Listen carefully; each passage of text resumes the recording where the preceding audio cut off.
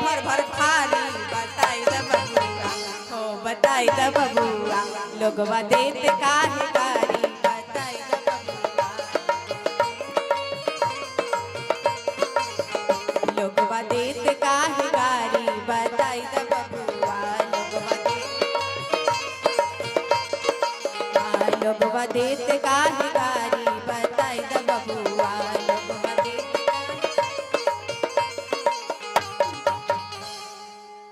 बोलिए दूल्हा सरकार की।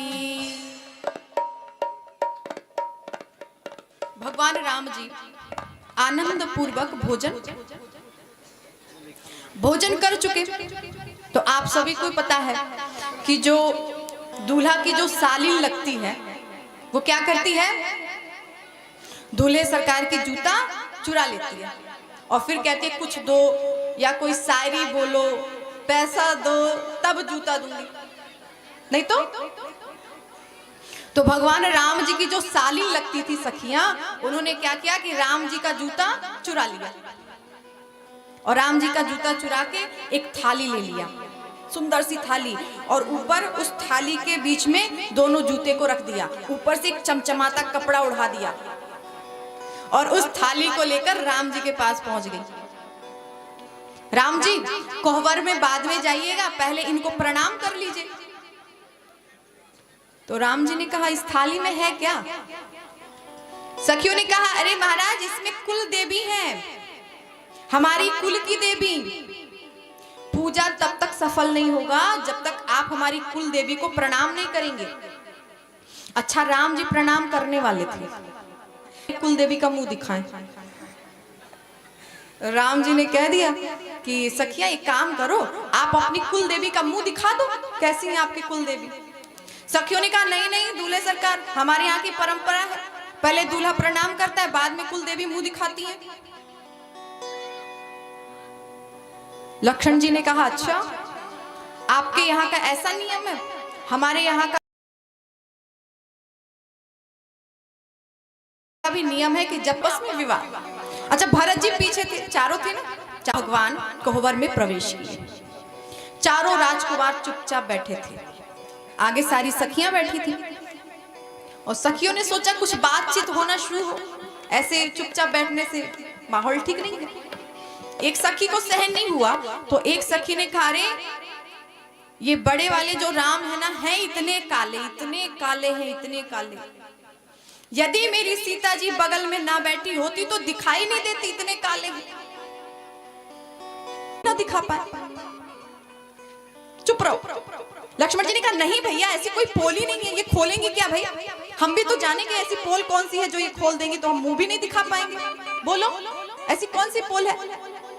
सखियों ने कहा बस करो, जो चीज पर्दे में है पर्दे में रहने दो, मुंह पे मत खुलवाओ। लक्ष्मण जी ने कहा नहीं नहीं आप बोल दो। सखियों ने कहा हमें पता है अयोध्या वाले कितने वीर हैं, अयोध्या के जितने भी पुरुष हैं ना, जितनी भी माताएं हैं ना, वहां की माताएं सब खीर खा खा के पुत्र पैदा करती हैं।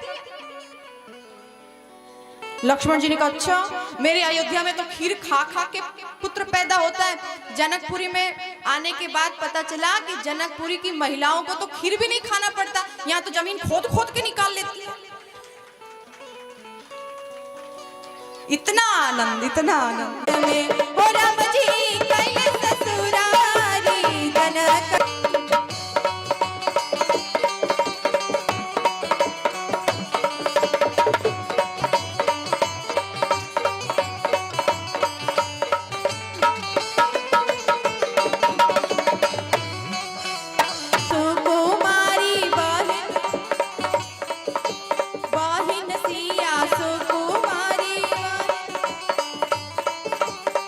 या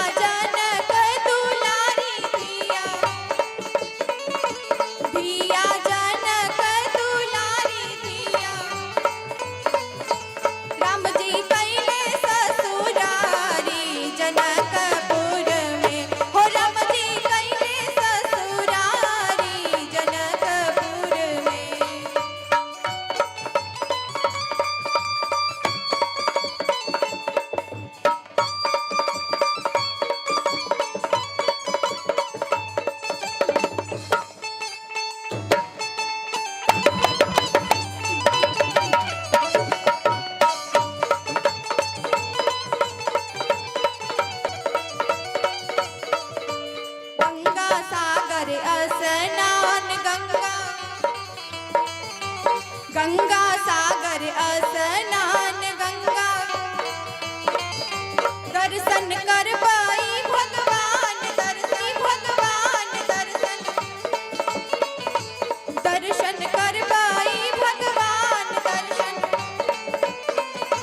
सुनबै मिथिला पुराण जनकपुर में हो राम जी कैले ससुरारी जनकपुर में हो राम जी कैले ससुरारी जनकपुर में हो राम जी कैले ससुरारी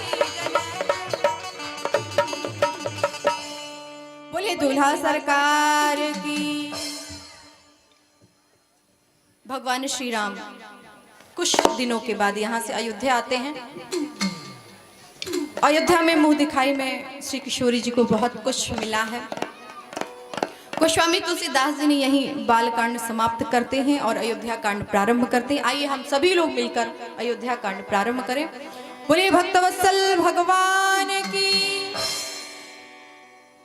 अयोध्या कांड का जो प्रथम श्लोक है, जो चौपाई है, आइए हम सभी लोग, आप सभी को पता होगा, ज्ञात होगा। जिसको आ रहा हो और हमारे साथ बोलेंगे, जिसको नहीं आ रहा हो बस वही उपाय है, वो आप लोग करेंगे, पूर्ण की लाभ पूर्ण प्राप्त होगा। श्री गुरु चरण सरोज रज निज मन मुकुर सुधारि वरणहु रघुवर विमल यश जो दायक फल चारि। गुरु की वंदना की है। श्री गुरु चरण सरोज रज, अर्थात गुरु की वंदना इसलिए किया है क्योंकि गुरु के दिए गए हुए ज्ञान को अपने जीवन में स्थापित करना। ये कौन सी बुराई है भाई? यही तो पाप है।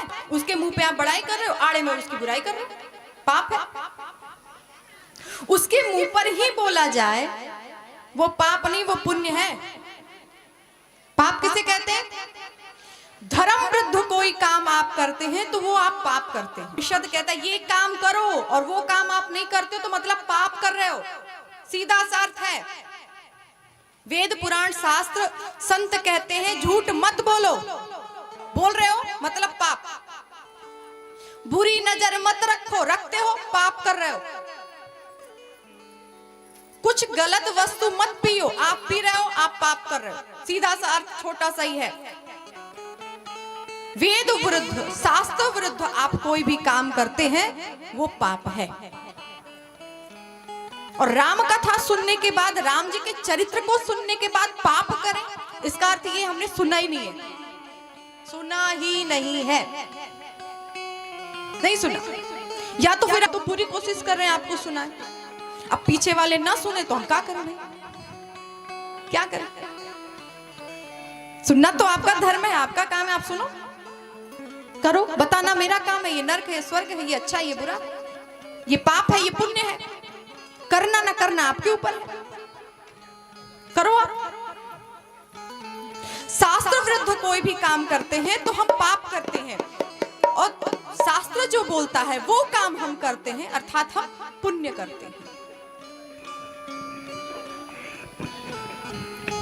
तो कोई भी ऐसा काम हमसे ना हो जो पाप हो। हमारे से जो श्रेष्ठ है, जैसे यहाँ पे संत आए हैं, यहाँ पे ब्राह्मण आए हुए हैं, आपका ये धर्म बनता है कि आप रोज प्रातः काल जब भी सामने मिल जाएं, आप झुककर उनको प्रणाम करें। आपका ये धर्म है, आपको करना चाहिए। अब 9 दिन के बाद तो आएंगे नहीं आपसे प्रणाम करवाने के लिए, देखो मैं आ गया अयोध्या से प्रणाम करो। कोरोना वैसे ही चल रहा है, कोई जाना कहीं चाह ही नहीं रहा है। ये तो हनुमान जी की बहुत बड़ी कृपा है, भगवान की कृपा है कि वहां से यहाँ तक आए हैं, और उसके बाद भी आप सम्मान ना करें, आप प्रणाम ना करें तो ठीक नहीं है। वैसे तो यहाँ के जितने भी लोग हैं, जितने भी सज्जन हैं, बड़े प्रेमी, बड़े भक्त, सब प्रणाम करते हैं। पर यदि हम नहीं करते हैं तो कहीं ना कहीं पाप। प्रणाम करो, अच्छा, प्रणाम करने का एक अर्थ और है, आपको बता दें। जैसे सुबह सुबह उठे